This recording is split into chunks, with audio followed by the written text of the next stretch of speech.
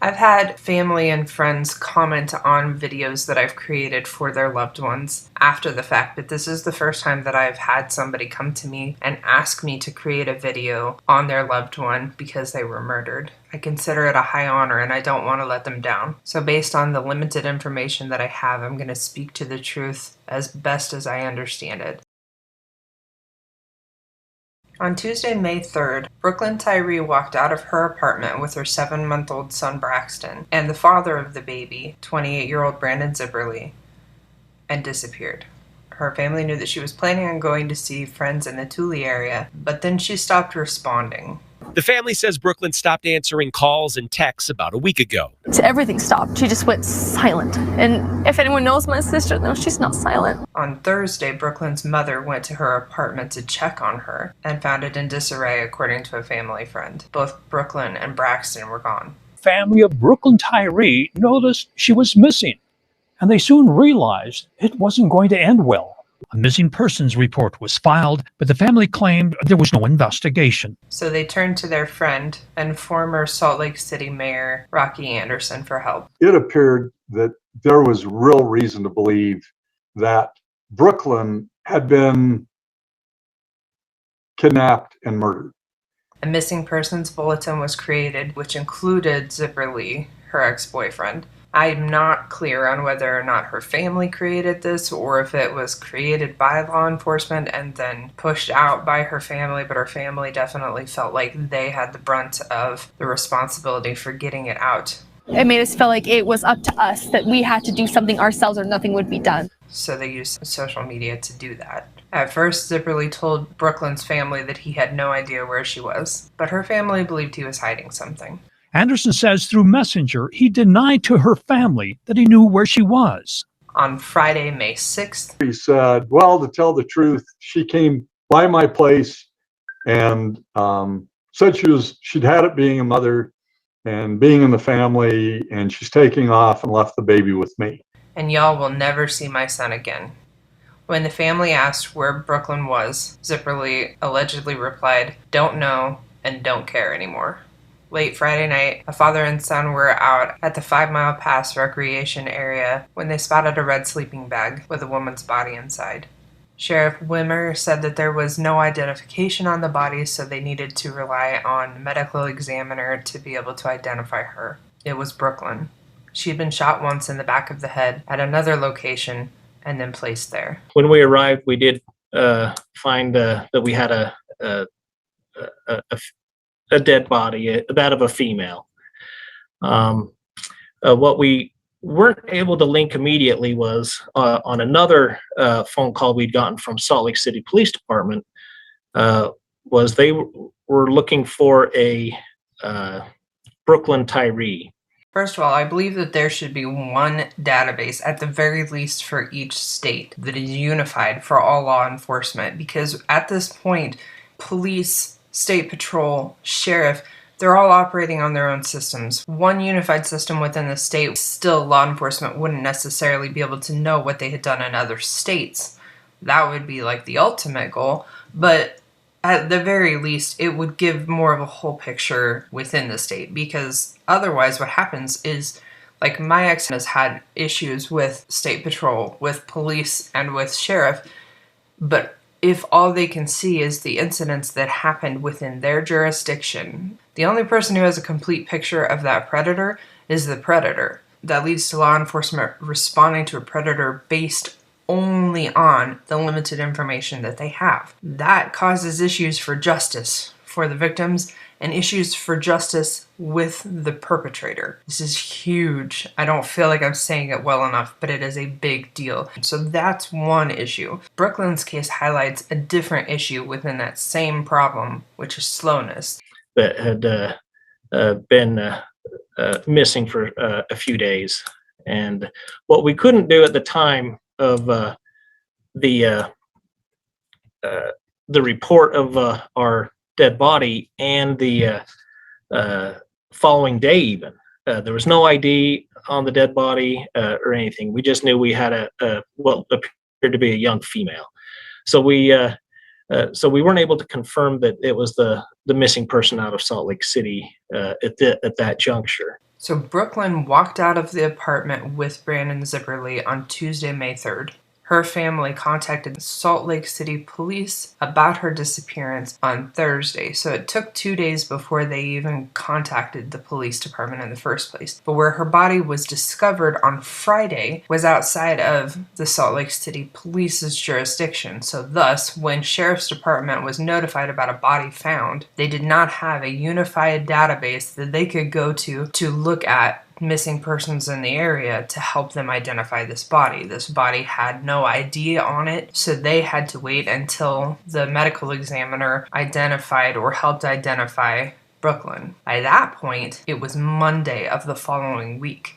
And it became very apparent that our victim at the 5 Mile Pass area was indeed Brooklyn. She had been gone for 6 days at that point. When the police department had access to security footage from Brooklyn's apartment showing her leaving with Brandon in the exact same clothes that this body was wearing. And you see the issue here, aside from not painting a complete picture of a perpetrator, you have this massively slow response, which in the situations like this, it's not okay to have that kind of slow response. It's 100% understandable because of the system that they're working with. But we need to do better. The people deserve better, and technologically we are so capable of doing something to make this a unified thing. They could use one system and put flags with different colors to show whether it's a police thing, a sheriff's thing, a state patrol thing, that they're all law enforcement, they should all have the same kind of access, and how much better would they be able to perform for the community if this was in place. This is something that I have wanted for a long time. Media that reported on this reported that Zipperly was, quote, soon identified as a suspect. But anyone who has lived with the first 48 or without a trace that talk specifically about missing persons can tell you that coming up with a suspect a week after the person goes missing gives the missing person almost no chance for survival. They need to do that quickly. And in this case, Brooklyn's family didn't even report her missing until she was probably already dead, but they didn't know that at the time. And I can understand them being frustrated at the slow response after that. I can look at it from both sides and see both sides. Let's go back to the whole picture concept again for a second. Brooklyn's sister told the media that Brooklyn was afraid for her and Braxton's lives when they were dealing with Zipperly. Anytime they were together during their relationship, he was very abusive, very controlling and manipulative. He was trying his best to separate her from her family. And I wonder if the police were aware of that. And I am in no way placing blame on Brooklyn or her family. I'm just highlighting an issue with domestic violence in general. We've already established that had she done that, the sheriff's department wouldn't have had access to it anyway because they don't have the same system. But I want to make a point here. So many domestic violence victims don't let law enforcement know that they're afraid. They don't tell them about any kind of history at all, whether it's because they feel ashamed or they're embarrassed of their treatment or they're proud and they want to deal with it by themselves as long as possible, or they're afraid of what their abuser's going to do if they find out. All of those things are 100% valid, and I understand them, and I have experienced all of them. But law enforcement, we are told, are our line of defense, our protection, and they only can act on what they actually know. So if they don't know that there was a threat before, they're not going to take it as seriously. They need the context. In this case, even if Brooklyn wouldn't have said that she was afraid to law enforcement, Brooklyn's family, it is my understanding anyway, expressed that to them, that there was a history of abuse there, and I know that Brooklyn's family was at least telling the media, so I'm assuming they were telling law enforcement that she was afraid for her life with him. That's context. That is important. And had that information been known, then they should have made this a higher priority case, a very high priority case, because that is the number one sign that your life is in danger with somebody, is when you're afraid that your life is in danger with somebody. Now, whether or not they knew Brooklyn's background with this guy, whether or not they listened to her family with this guy, they did know or should have had access to the fact that he was a violent criminal. That may again play into a lack of access of information thing, and we'll get into that more in the history section of this video. But he did have an established criminal record also. Now, Zipperly was taken into custody on Tuesday, the following Tuesday, when he checked in with probation and parole, and law enforcement was there waiting for him because he had a pre-established meeting time. The thing is that he had this pre-established meeting time so that he could ask for permission to leave the state, potentially to go to Kentucky, and that his car was already packed at the time of this meeting. So he was running, or had every intention of running. At the same time, we had written search warrants for both his apartment and his vehicle. During the search warrant at his apartment, we found a shoe. And the shoe had a similar tread pattern to a footprint we had seen at the crime scene. It was found that shoe belonged to his fiancée, Elizabeth Ludwig. In the interviews that followed, Brandon admitted to shooting Brooklyn and killing her. In the interviews with Elizabeth, she admitted to assisting Brandon in moving the body into some bushes. It was sagebrush, and then also helping, and getting rid of some personal property that belonged to Brooklyn. So both of them were booked into our jail today. And baby Braxton had been found in their custody and is now with Brooklyn's family. In addition to their confessions, the locational data on their cell phones both pinged in the 5 Mile Pass area where Brooklyn's body was found on May 3rd. Zipperly has been charged with aggravated murder, 2 counts of obstruction of justice, and 1 count of possession or use of a firearm by a restricted person. Ludwig has been charged with 3 counts of obstruction of justice. She had her baby Brooklyn had spent some time living on the streets, her sister said. And in fact, her best friend who reached out to me said that that's where she met Brandon. I don't know if Brandon also was homeless at the time. I kind of get that impression, and I don't know the reasons that led up to them being homeless, but there was talk a little bit on his Facebook page about some drug use, so that may or may not have played in there. If that is the case, drug use and alcohol use, abuse, specifically, those things do not cause domestic violence. A belief system causes domestic violence, but abuse of substances definitely can make it worse, more violent, more irrational, more scary. So be aware of that if that happens to be your situation also. She was struggling to put her life together, her sister said, but she changed as a person after the birth of her baby. I couldn't be more proud of her. Brooklyn had been on the streets at one point in her life, but she had turned her life around entirely. She was working, she had an apartment, she was a great mother to this baby.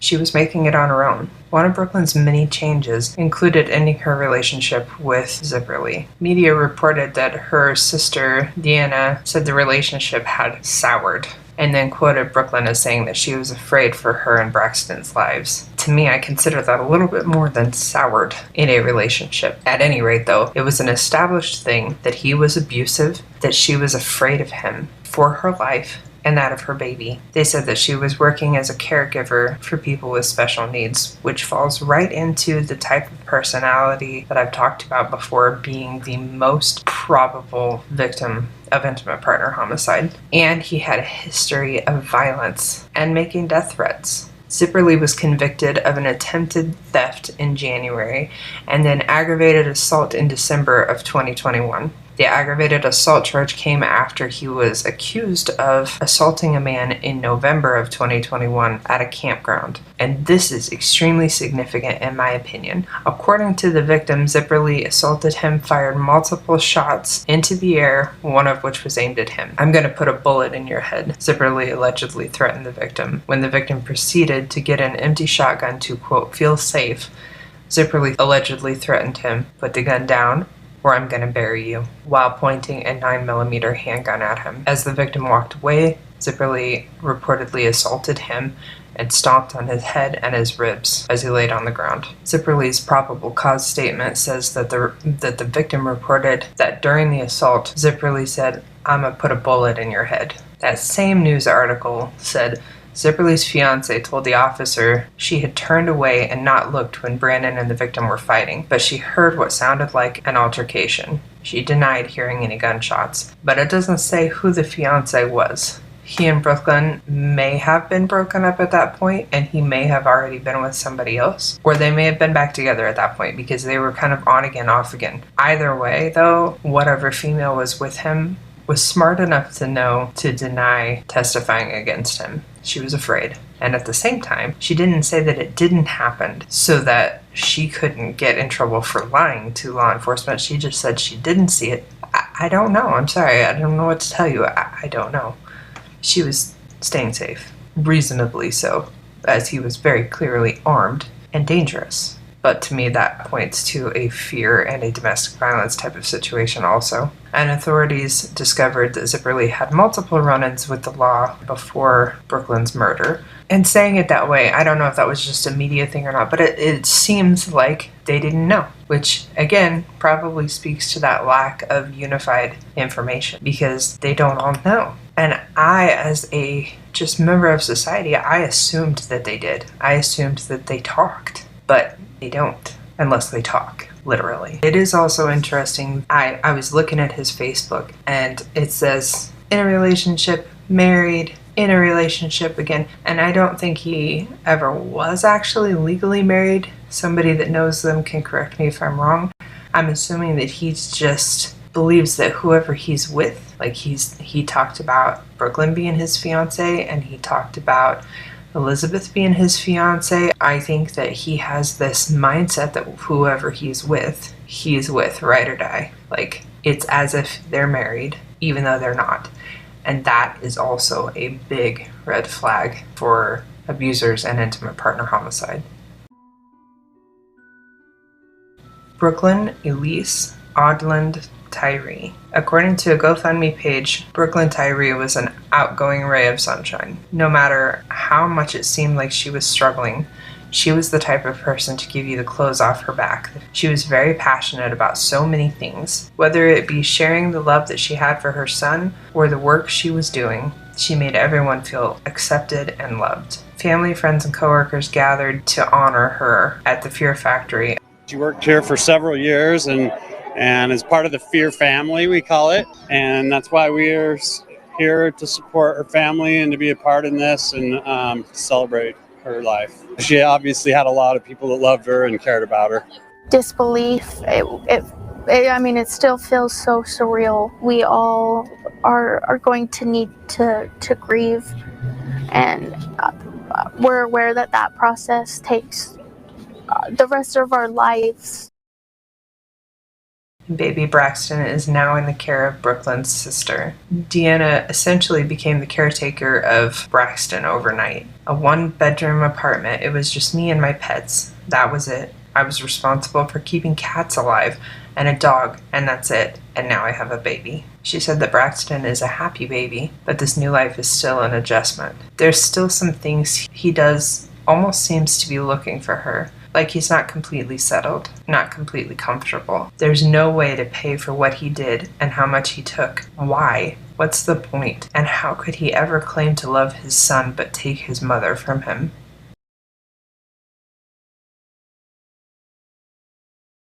Tyree's disappearance also prompted former Salt Lake City Mayor Rocky Anderson to write an open 10-page letter to the Salt Lake City Police Chief Mike Brown and Mayor Aaron Mendenhall calling for their resignations. Adding to all of this grief and anxiety and just emotional trauma has been their outrage at how uncaring and incompetent the police seem to be. Or for Brown and the other police officers who blew off Brooks' family to be fired. Anderson believes that Salt Lake police did not take Brooklyn's case seriously at first, despite evidence that pointed to foul play.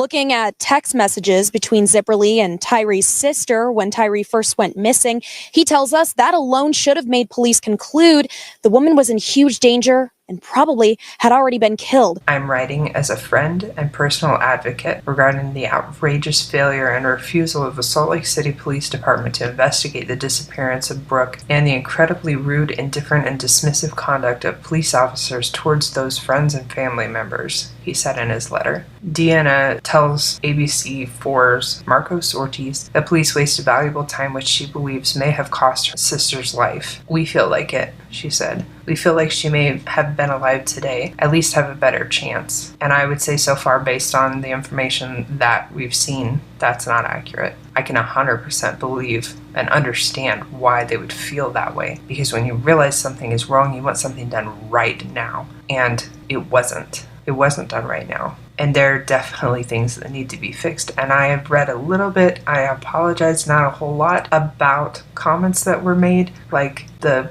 family tried to give officers her picture, and the officer reportedly said, no, we don't need that. Everybody knows what Brooklyn looks like. That was unprofessional and not okay. Everybody didn't know what Brooklyn looked like. If everybody knew what Brooklyn looked like, then the officers would have been able to identify her body. Everybody didn't know. That's not okay. But in reality, I think that she was murdered the day that she left her apartment, and she wasn't even reported missing for 2 days, unfortunately. And that was nobody's fault. It's Brandon's fault. I mean, it's his fault. It falls squarely on him. Her sister said, I'm hoping that whatever does come from this, it's change, and that somebody will get the help that they need, especially when we were so certain and we knew and we had proof. And I agree. Their gut told them, their history told them, their experience told them that it was Brandon Zipperly that killed Brooklyn, and that she was taken and she was harmed.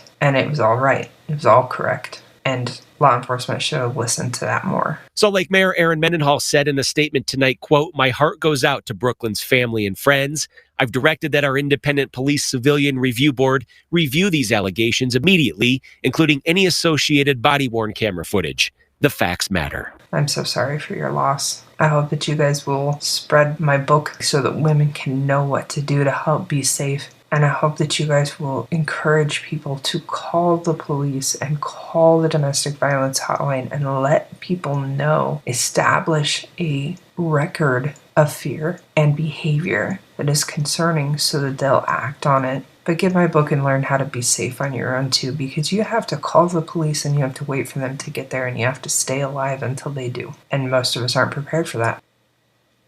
Until I see you again, please stay safe.